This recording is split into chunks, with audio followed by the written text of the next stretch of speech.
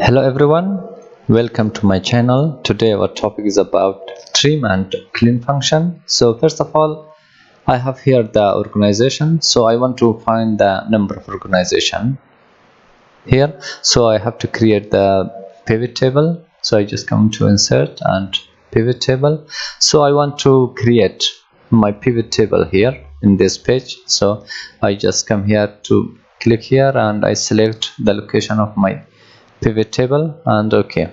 So here I can create my pivot table. So I want to find the number of organization. I drag the organization to the row and also I drag it to the value, and here I have the count of organizations. But here you can see that I have these two duplicates and also these two and these two. So here you can see I have etc space here between this. So how can I remove that?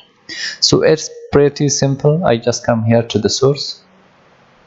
I come here to the source, double click on this, and after the equal sign I just type here trim,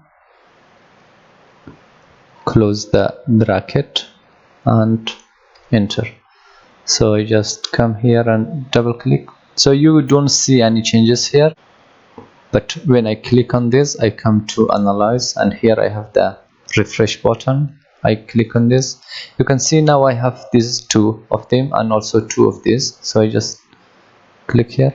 You can see the one has gone from here and also from here, but unfortunately we still have this one.